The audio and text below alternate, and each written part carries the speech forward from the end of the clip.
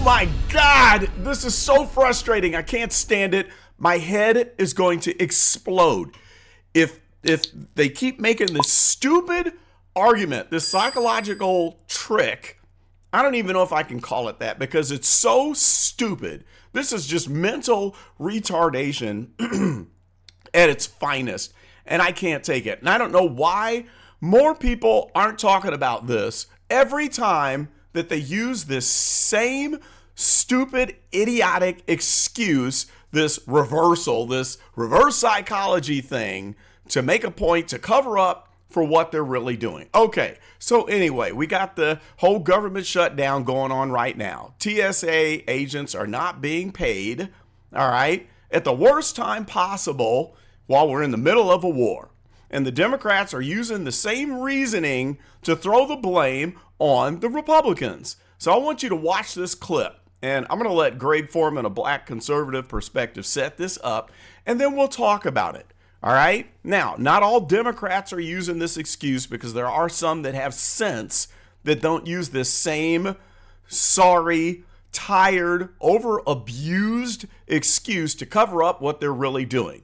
But anyway, let's listen to Walmart Obama, Hakeem Jeffries, make his excuse and reverse the situation, blaming the Republicans for the government shutdown. So let's cut to the video and watch this here. Let me go to the desktop. And like I said, we'll let Greg Foreman set it up, and then we're going to come back and discuss it. Here we go. Let's listen to Timo Obama, Discount Obama, Walmart Obama, Dollar General Obama, No Swag Obama, No Rids Obama, Hakeem Jeffries, generic Obama, tell us, okay, about how it is somehow the Republicans' fault that Democrats are shutting down DHS and putting our country in danger, right? Due to their silly demand. So without further ado, let's go ahead and get into it.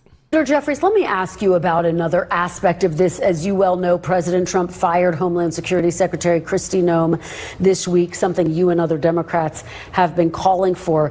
Democrats continue to block funding for DHS amid these demands that there be changes to ICE and the president's deportation policies. Is the change in leadership at DHS enough for you and other Democrats to reopen the government to start to fund DHS again? Well, again, let's understand, Republicans control the House, the Senate, and the presidency. They've made an affirmative decision that they would rather shut down FEMA, shut down the Coast Guard, and shut down TSA as opposed to getting ICE under control. What we want is a situation where ICE is actually conducting itself like every other law enforcement agency in the country, as opposed to using taxpayer dollars to brutalize or in some cases kill American citizens. So is replacing Noem a big enough step for you to get to yes? No, it's certainly not.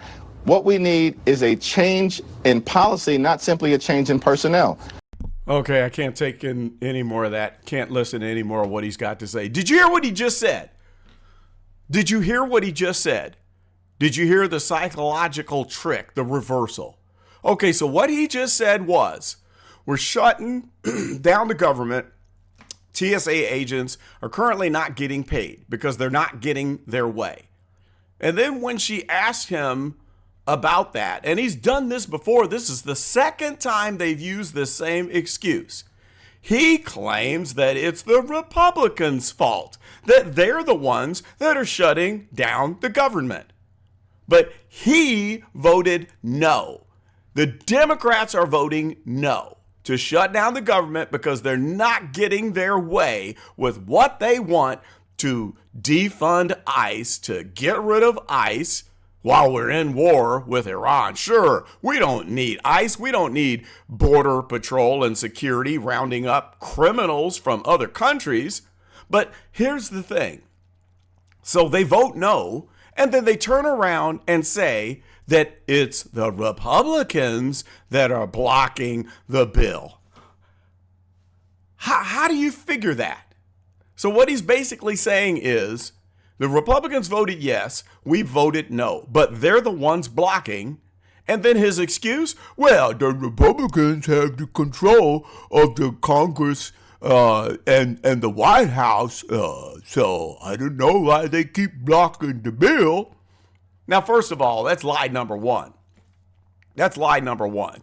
Yeah, they have a majority, but they don't have a supermajority. So on certain bills that require a 60-vote majority in the Senate to pass, if you've only got 51 Republicans, how can you claim that they have control and can make all of the decisions when they don't have the supermajority? But that's besides the point. That's besides the point. They are voting no. The Republicans are voting yes. But somehow it's the Republicans' fault for blocking the bill.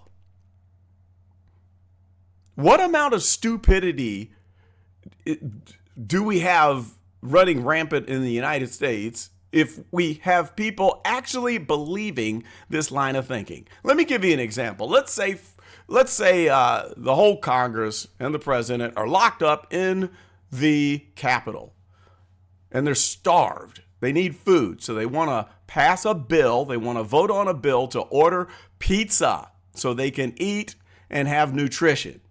So 51 senators vote yes. They're all Republicans. And the 49 Democrats vote no. But then the Democrats say it's the Republicans' fault.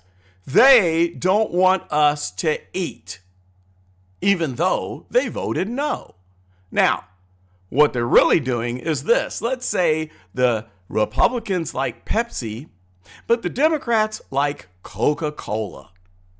And the Democrats are mad because they want Coca-Cola with their pizza, not Pepsi. So they vote no on the food. They'd rather starve. And then they hold everyone hostage, not letting everyone eat until they get their way on a different issue because they want their Coca-Cola. And then they turn around and say, well, the Republicans, they run the House and the Senate and they have the president, but they continue to block the bill. So now we're all going to starve to death because they won't let us have any food. That's the argument that they're making. That's the argument that they are making. So they would rather starve everybody out and then put the blame on the other side for voting yes on the food. That's exactly what you have right here. So they would rather shut the government down, no TSA, long lines at airports, people waiting hours on end to get on airplanes, while we're in a war with Iran, when we need to have security at its highest, and then turn around and claim that it's the Republicans' fault. How do you even make sense of that? Do people really believe this when they turn around and say that it's the Republicans' fault? That they are blocking the funding bill because they're not getting their way because they want to shut down ICE so they can have their illegals piling into the United States, spending our taxpayer dollars and showing up to vote so they can stay in power. How do they get away with this?